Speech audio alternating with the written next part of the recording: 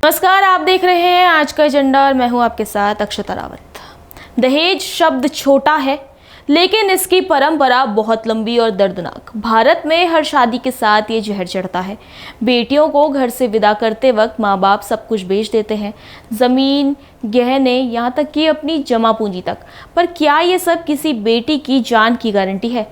नोएडा का निक्की हत्याकांड। प्यार से शादी थी, सपनों से शुरू हुई थी, लेकिन अंजाम राख और चीखों के साथ हुआ। पति विपिन भाटी और उसके घर वालों का लालच इतना बड़ा था कि स्कॉर्पियो, बुलेट, सोना, नगद लेने के बाद भी उनका पेट नहीं भरा। उनकी आंखें सिर्फ 36 लाख और एक मर्सिडीज पर अटकी रही। और जब ये मांग पूरी नहीं हुई तो जलती हुई आग में धकेल दी गई निक्की। निक्की चीखती रही, दौड़ती रही, गिरती रही, लेकिन इंसाफ के नाम पर सिर्फ मौत मिली। आज सवाल सिर्फ निक्की की मौत का नहीं, सवाल है समाज की सोच का। सवाल है दहेज के उस दानव का जो हर साल हजारों निक्कियों को निगल जाता है। नोएडा के गलियों में गूंजती एक भयावह चीख। सीसीटीवी में दिखता है निक्की भाग रही है, कपड़े जल रहे हैं, दर्द में तड़प रही है, लेकिन पति विपिन और उसके घर वाले उसे बचाने के बजाय ताला लगाकर कमरे में छिप जाते हैं। पुलिस के मुताबिक विपिन ने थिनर डालकर आग लगाई।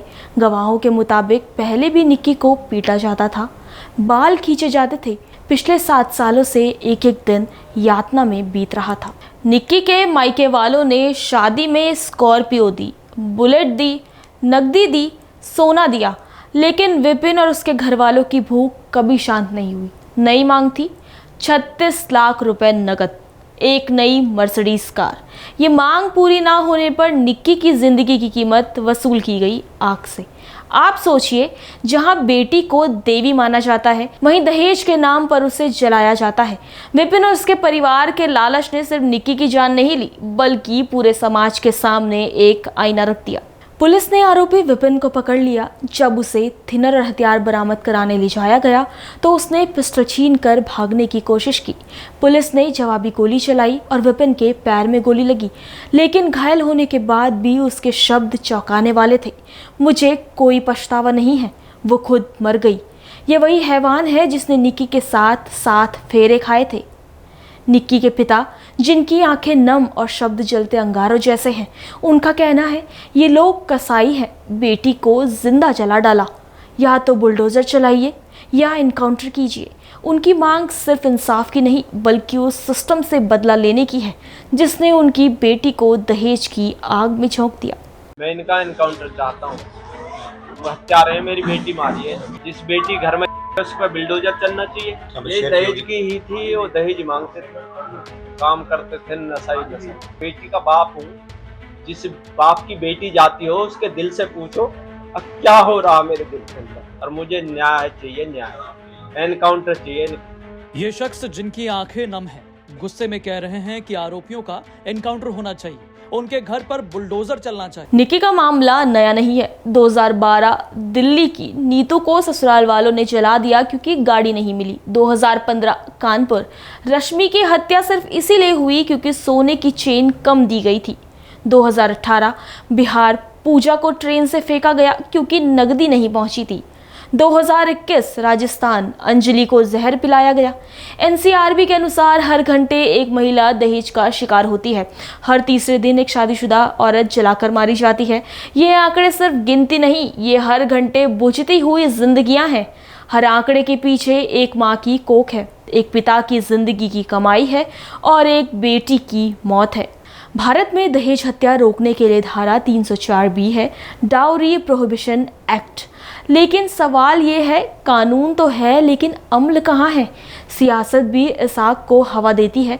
कभी वोट बैंक की राजनीति, कभी रसूखदार परिवारों का दबाव। नतीजा, हर साल हजारों निक्की इस सिस्टम में दब कर रह जाती हैं। सोशल मीडिया पर निक्की के लिए गुस्सा है। लोग #जस्टिस फॉर निक्की ट्रेंड करा रहे हैं। गांव और शहर की गलियों में प्रदर्शन हो रहे हैं, लेकिन ये गुस्सा भी कुछ दिनों का मेहमान बनकर रह जाता है। फिर कोई और निक्की इस समाज की परंपरा की बलि चढ़ जाती है। Well, he deserves a hanging. I think it's an open and a shut case for investigation. Investigation can be completed within few weeks. and the hanging can come within 6 months. It's possible because it's an open and a shut case. The child evidence, imagine, is the purest evidence, where the child is saying, Papa ne mama ko mara. And this was, they'd been married for a couple of years. This must have been continuing exercise, and in between the newspaper report that she did go back to her parents. And then they came back because they said, they probably settled it. Why are you settling? Why are you not informing the police that our daughter is going after a settlement? We want her security to be watched over. Then the system, the police system would have watched over. The Crimes Against Women Cell would have called her and called them and given a written commitment, and they would have been part of that commitment. So police would have stepped in and saved her life. So the police did. The police. There's no news about any report to the police. Imagine if a report had been made to the police and police had not acted, police would have been blown off by now. Blown off. Why did you not do it? Parents don't complain. Girls don't complain. The man keeps asking for it. Nobody complains. And where are the neighbors?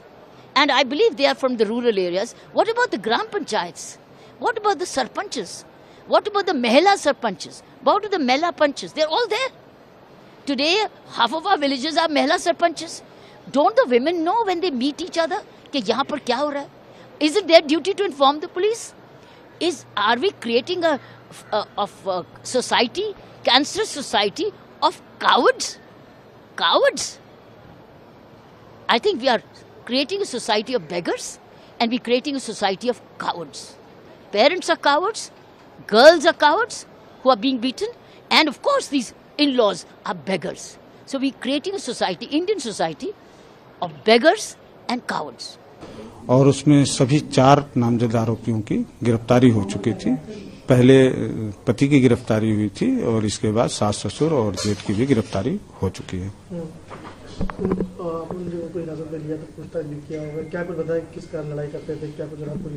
देखिए, पूछताछ और बयानी एक case diary का अंग है। जो भी तथ्य उन्होंने दिया है और परिवार वाले अभी थोड़ा सदमे में, उनके बयान जो अंकित किए जाएंगे, उसके आधार पे जो तथ्यात्मक और साक्ष्य संकलन की कार्रवाई होगी, उसके आधार पे हम इन्वेस्टिगेशन को आगे बढ़ाएंगे और कार्रवाई करेंगे। तो कितने लोगों के नाम जब मुकदमा दर्ज हुआ है? 4 लोगों के नाम खिलाफ जो है नामजद मुकदमा दर्ज था और सभी 4 आरोपियों की गिरफ्तारी हो चुकी है। जो लगातार वो सीसीटीवी वायरल हो रहा है सोशल मीडिया पे कि वो वहाँ मौजूद नहीं था। देखिए, ये अभी सोशल मीडिया पे ही चल रहा है। हमें इस तरह का फैक्ट्स अभी प्राप्त नहीं हुआ पुलिस को। जब भी प्राप्त होगा, इन्वेस्टिगेशन हमारी चल रही है, उसमें जो भी साक्ष्य और तथ्य आएंगे उसके ऊपर कार्रवाई करेंगे। पति को कल जो है पुलिस कोर्ट लेगी, कितने की रिमांड मिली? क्या वो न्यायिक हिरासत में भेज दिया गया है और कोर्ट ने उसे न्यायिक अभिरक्षा में ले लिया है। अभी उससे जो उसने कुछ बताया था? देखिए, पूछताछ उसकी कर रहे हैं, लेकिन अभियुक्त की पूछताछ पे उन्हें हम तो साक्ष्य पे जाते हैं और जो साक्ष्य मिलेंगे उसके विरुद्ध कार्रवाई करेंगे। ये भी बातें चल रही कि पुलिस की भी शिकायत देने आए थे लोग।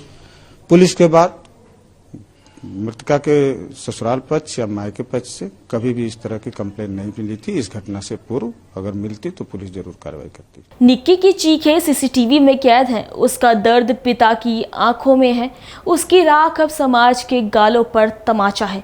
लेकिन असली सवाल यही है, क्या अगली निक्की बच पाएगी? नोएडा की आग पूरे देश को झकझोर रही है। निक्की का चेहरा अब हर उस बेटी का चेहरा है जो शादी के मंडप में हंसते हुए बैठी है, लेकिन मन ही मन डरी हुई है। क्या उसकी कीमत भी दहेज से तय होगी? क्या उसकी ज़िंदगी भी स्कॉर्पियो और मर्सिडीज़ की मोहताज होगी? दहेज की इस प्रथा ने बेटियों को बोझ बना दिया है और जब तक समाज नहीं बदलेगा, हर साल हज़ारों निक्की दहेज के दानव की आग में झुलसती रहेंगी। निक्की अब नहीं रही, लेकिन उसकी चीखें इस देश की अंतरात्मा को झकझोर रही हैं। हम सबको तय करना होगा, क्या हम अपनी बेटियों को दुल्हन बनाएंगे या दहेज के नाम पर मौत की ओर धकेलेंगे? कानून है, लेकिन कानून से पहले ज़रूरी है मानसिकता का बदलाव। पुलिस है, लेकिन पुलिस से पहले ज़रूरी है समाज का आईना। निक्की की मौत हमें ये सोचने पर मजबूर करती है कि आखिर कब तक। याद रखिए, निक्की कोई एक लड़की नहीं थी। निक्की हर वो बेटी है जो आज आपकी हमारी आंखों में सपने लेकर बैठी है। सवाल हर बेटी का है कि अगली निक्की जिंदा बचेगी या फिर हम सबकी चुप्पी उसकी मौत की वजह बनेगी। तो ये था आज का एजेंडा। देश दुनिया की तमाम बड़ी खबरों के लिए बने रहिए पल्स 24 न्यूज के साथ। तब तक के लिए नमस्कार।